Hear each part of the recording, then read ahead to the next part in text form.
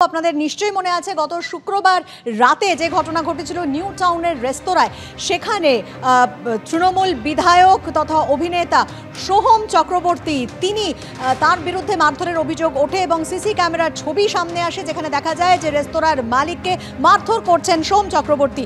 আর যে আপডেট রয়েছে তা হচ্ছে আগাম জামিন নিতে বারাসাত আদালতে গেলেন সোহম চক্রবর্তী। সূত্র মারফত এমনটাই জানা যাচ্ছে, নিউ টাউনের রেস্তোরাঁর মালিককে মারধর, টেকনোসিটি থানায় এফআইআর হয়। বারাসাত আদালতে সোহম চক্রবর্তী, যে ছবি আপনারা দেখতে পাচ্ছেন, আগাম জামিনের জন্য তিনি বারাসাত আদালতে পৌঁছেছে বলে জানা যাচ্ছে। নিউ টাউনের রেস্তোরাঁ মালিককে যে মারধরের ঘটনা ঘটে, তারপর টেকনোসিটি থানায় এফআইআর দায়ের হয় এবং তার পরিপ্রেক্ষিতে আগাম জামিন নিতে বারাসাত আদালতে পৌঁছলেন চণ্ডীপুরের তৃণমূল বিধায়ক তথা অভিনেতা সোহম চক্রবর্তী, যে ছবি আপনারা দেখতে পাচ্ছেন। এবং গতকালই আমরা দেখেছিলাম যে ওই নিউ টাউনের রেস্তোরাঁর যিনি মালিক তিনি হাইকোর্টের দ্বারস্থ হয়েছিলেন। কথা বলবো আমাদের প্রতিনিধি সুকান্ত মুখোপাধ্যায়ের সঙ্গে। সুকান্ত, আগাম জামিনের আবেদন, আগাম জামিন নিতে সোহম চক্রবর্তী শেষ পর্যন্ত বারাসাত আদালতে গেলেন।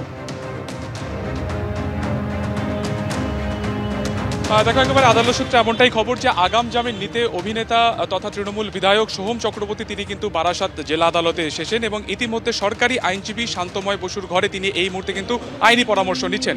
10টা 15 নাগাদ এমএলএর লেখা একটি গাড়িতে তিনি আসেন, তার সাথে তার আইনজীবীও ছিলেন এবং তারপরে তিনি কিন্তু কোনো মন্তব্য করতে চাননি। তিনি ঢোকার সময় বলেন যে বিচারাধীন বিষয় তিনি মন্তব্য করবেন না, যা বলার কোর্টের পরে তার আইনজীবী বক্তব্য পেশ করবে। গত 7 তারিখে আমরা জানি যে সাপুরজি অর্থাৎ নিউ টাউনের সাপুরজির একটি রেস্টুরেন্টে শুটিং করছিলেন সোহম চক্রবর্তী এবং সেই সময় তার গাড়ি পার্কিং রাখাকে কেন্দ্র করে একটা বিবাদ হয় এবং তারপরে সিসিটিভি ক্যামেরা যেটা প্রকাশ্যে আসে তাতে দেখা যায় যে সেই রেস্টুরেন্টের মালিক আনিসুল আলম তাকে কিন্তু বেধড়ক মারধর করেন সোহম চক্রবর্তী এবং এই ঘটনার পরিপ্রেক্ষিতে গত 8 তারিখে টেকনোসিটি থানাতে 4টি আইপিসি সেকশন, ভারতীয় দণ্ডবিধির 4টি ধারাতে 34, 506, 341 এবং 323 ধারাতে মামলা দায়ের করা হয়, এফআইআর করা হয় এবং সেই মামলার পরিপ্রেক্ষিতে গতকালকে আমরা দেখলাম যে রেস্টুরেন্টের মালিকের তরফে কিন্তু কলকাতা হাইকোর্টের দ্বারস্থ হয় পুলিশি ইনঅ্যাকশন বা নিষ্ক্রিয়তার অভিযোগকে কেন্দ্র করে এবং মামলাটি গৃহীত হয়। আগামীকাল অর্থাৎ 14 তারিখে বিচারপতি অমৃতা সিনহার এজলাসে মামলাটি উঠবে এবং তার ঠিক আজকের দিন অর্থাৎ গতকালকে হাইকোর্টের দ্বারস্থ হলেন, আগামীকালকে কলকাতা হাইকোর্টের ডেট রয়েছে এবং আজকে দেখা গেল যে একেবারে 10টা 15 অর্থাৎ 7 সকালবেলায় সোহম চক্রবর্তী তিনি কিন্তু বারাসাত আদালতে আসলেন। আদালত সূত্রে খবর যেটা যে তিনি আজকে আগাম জামিন নিতেই কিন্তু আজকে আদালতে এসেছেন।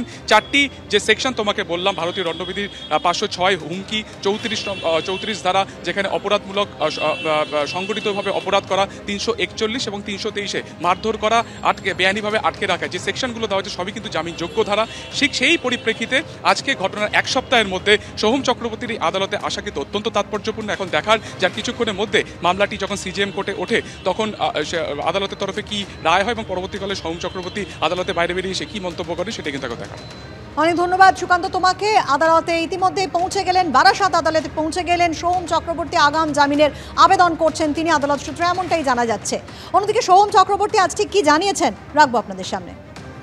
এখন কিচ্ছু বলা যাবে না, এখন পুরো যেহেতু পুরো সাবজুডিস আছে এই মধ্যে কিচ্ছু বলতে পারবো না। না সেরকম না, আমি এসছি লয়ের সঙ্গে এসছি, কথা বলছি, নো কমেন্টস আজকে।